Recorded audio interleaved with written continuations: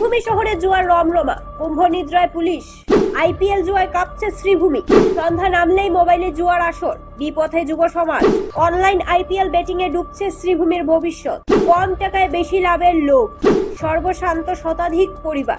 পুলিশের ভূমিকা নিয়ে উঠছে প্রশ্ন। শ্রীভূমি শহরে দিন দিন ভয়ঙ্কর আকার ধারণ করছে আইপিএল কে কেন্দ্র করে অনলাইন জুয়ার রমরমা কারবার।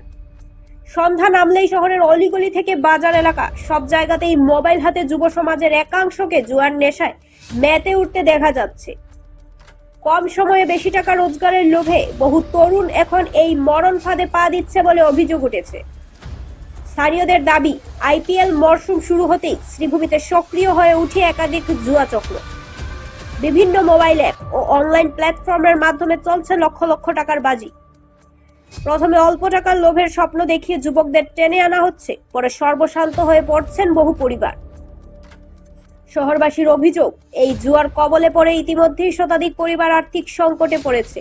সংসারে অশান্তি, ঋণের বোঝা, এমনকি ভবিষ্যৎ নিয়ে অনিশ্চয়তায় ভুগছেন বহু মানুষ। অনেক অভিভাবক জানিয়েছেন সন্তানদের আচরণেও পরিবর্তন দেখা যাচ্ছে। সবচেয়ে বড় প্রশ্ন উঠেছে পুলিশের ভূমিকা নিয়ে। রাজ্যের বিভিন্ন জেলায় আইপিএল জুয়া চক্রের বিরুদ্ধে অভিযান চালিয়ে একাধিক গ্রেফতারির ঘটনা সামনে এলেও শ্রীভূমিতে এখনো পর্যন্ত তেমন কোনো দৃশ্যমান পদক্ষেপ দেখা যায়নি বলে অভিযোগ।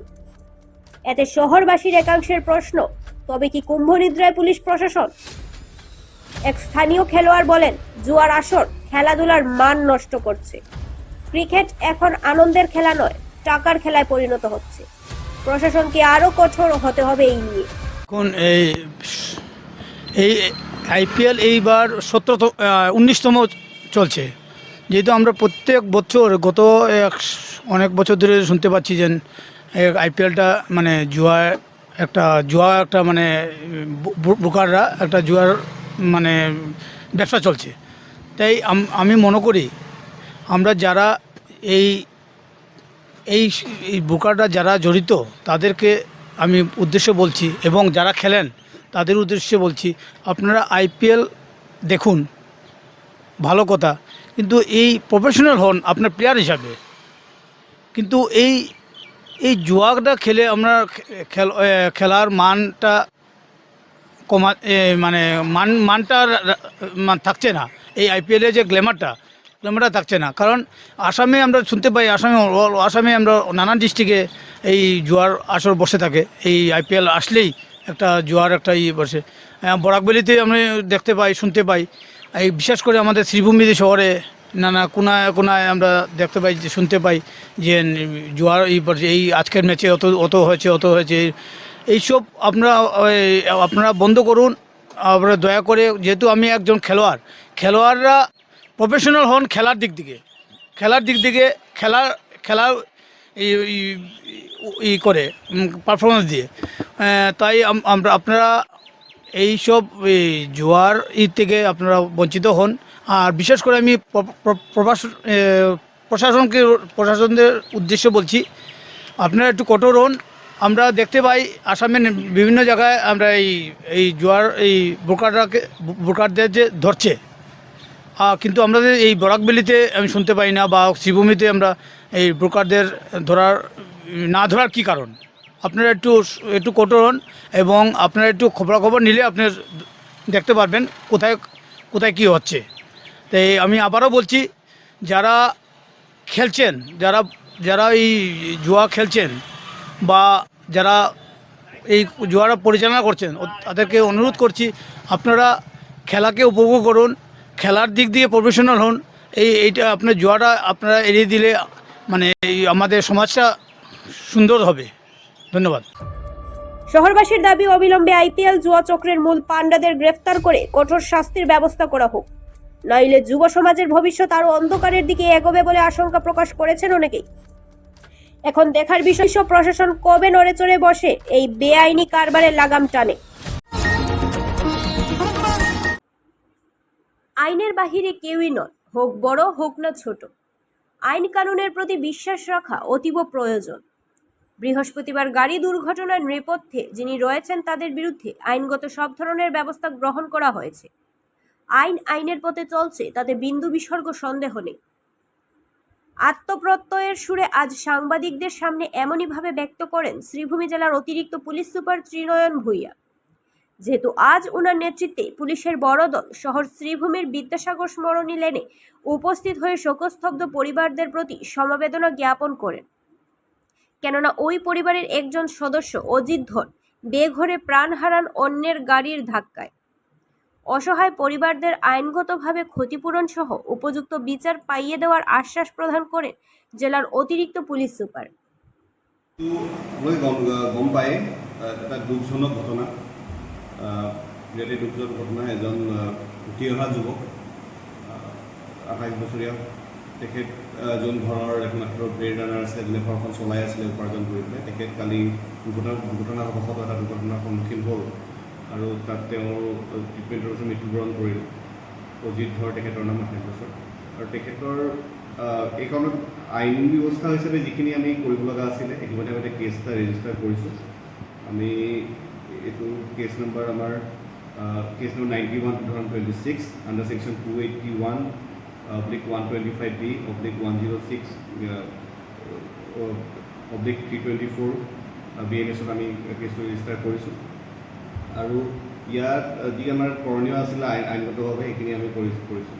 তাৰ লগতে আমি তেখেতৰ পৰিয়ালৰ ওচৰলৈ আমি আজি গৈছিলোঁ ৰাতিপুৱা, আমাৰ শ্ৰীভূমিৰ আমি, আৰু যাতে আমি আমাৰ উদ্দেশ্য এইটোৱে আছিলে যাতে তেখেতসকলে যি বৰ্তমান ঘটনাটো হৈ গ'ল, যিটো অপৰাধৰ ক্ষতি হ'ল, ল'ৰাজনটো ঘূৰি নাহে, কিন্তু আমি তেওঁলোকৰ ক্ষেত্ৰত যি আমাৰ আইনী ব্যৱস্থা আছে, তেওঁলোকে ন্যায় পোৱাৰ ক্ষেত্ৰত যিখিনি আছে আমাৰ পৰা সহযোগিতা তেওঁলোকে পাব, সেইখিনি আশ্বাস দিব গৈছিলোঁ।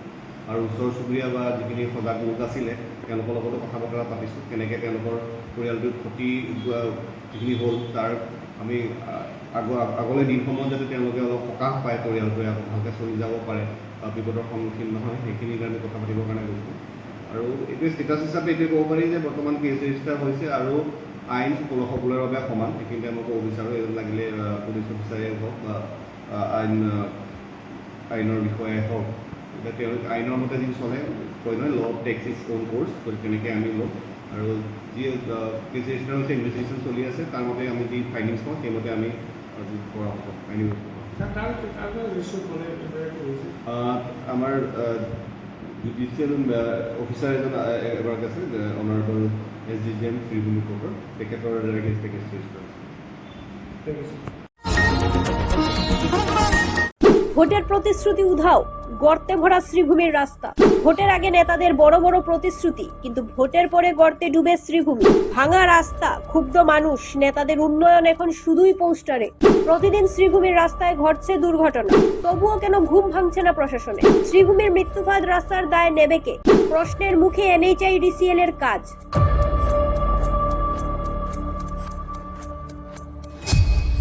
ভোটের আগে ফুলঝুরি, ভোটের পরে গর্ত ঝুরি। শ্রীভূমি শহরের রাস্তাঘাটের অবস্থা এখন এমন পর্যায়ে পৌঁছেছে যে পথ চলা মানেই যেন প্রতিদিন ভাগ্যের সঙ্গে লড়াই।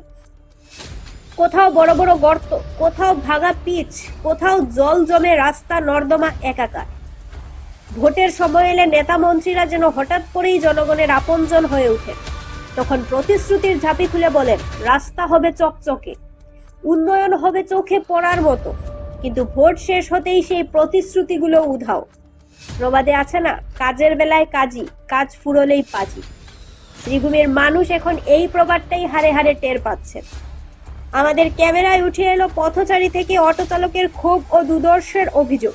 দেখুন, শহরে যে করিমগঞ্জ শহর বা বর্তমান যে শ্রীভূমি শহর, দীর্ঘ 2 বছর যাবৎ রাস্তাগুলো ভাঙ্গা, কিন্তু ইলেকশনের সময় অনেক নেতা মন্ত্রীদের পাওয়া গিয়েছে, এখন তো ওদের তো কোনো দেখাই নেই। কারণ মানুষের দুর্দশার কথা তো পাবলিকে বুঝে। পাবলিকের তরফ থেকে আমার অনুরোধ রইল, এই যে নেতা মন্ত্রী যারা আছেন তারা শুধু ইলেকশনে জেতার জন্য এসেছে, মানুষের কোনো যে দুঃখ হচ্ছে সেটার দিকে কোনো লক্ষ্য রাখছেন না। দেখুন, কিছুদিন আগে একটা অঘটন ঘটেছে, বারবার ঘটতেছে। তো এইভাবে যদি থাকে তাহলে তো কোনো দলই আমাদের কাছে ঠিক নয়।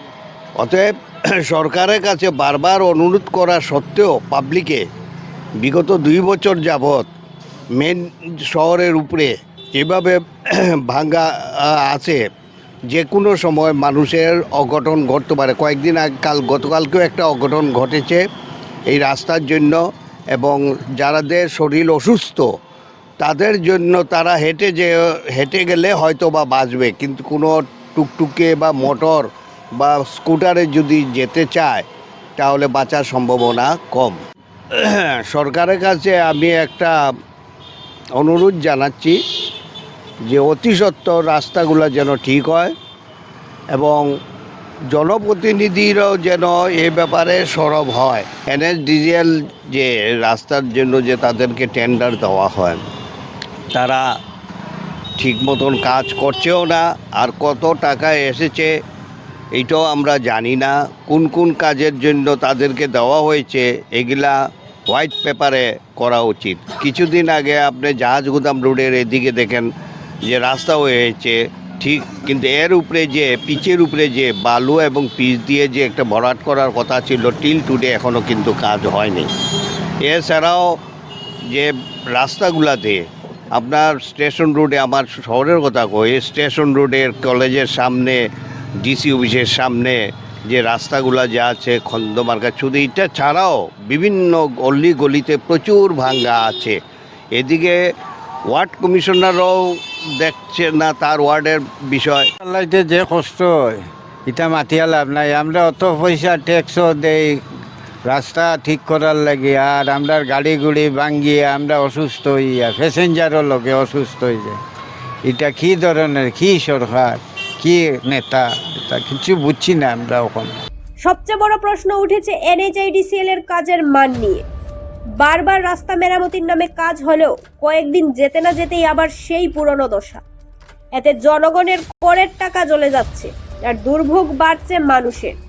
প্রবাদে বলে, নাচতে না জানলে উঠোন বাঁকা। কাজের অদক্ষতা ডাকতে বারবার নতুন কাজের নাম করে টাকা খরচ করাই যেন এখন নিয়ম হয়ে দাঁড়িয়েছে। শহরবাসীর অভিযোগ, উন্নয়নের ঢাক যতই পেটানো হোক, বাস্তবে শ্রীভূমির রাস্তা দেখলেই বোঝা যায় সবটাই কাগুজে বলি। নেতা মন্ত্রীরা এসি ঘরে বসে উন্নয়নের ভাষণ দেন, কিন্তু একবার যদি এই রাস্তায় নেমে হাঁটতেন তাহলে বুঝতেন সাধারণ মানুষের নিত্য যন্ত্রণা কাকে বলে। জনগণের স্পষ্ট বার্তা, ভোটের আগে শুধু হাত জোর করলে হবে না, ভোটের পরে হাত লাগিয়ে কাজও করতে হবে। কারণ মানুষ এখন আর শুধু প্রতিশ্রুতি শুনতে চায় না, কাজ দেখতে চায়। নইলে সময় এলে জনগণও বুঝিয়ে দেবে, যেমন কর্ম তেমন ফল।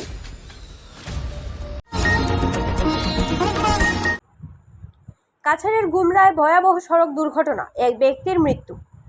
অটো উল্টে গুরুতর আহত একাধিক যাত্রী, চালক পলাতক।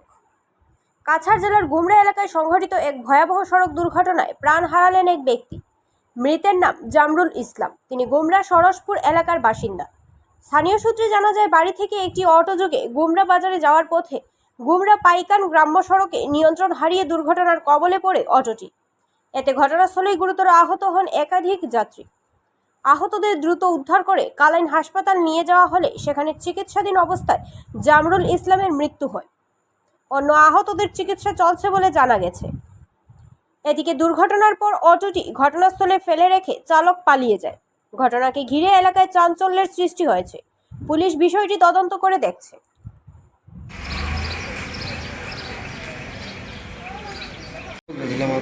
কিতা গাড়ি মারছে না টানটান মার টানটান ওটা তাহলে অন্য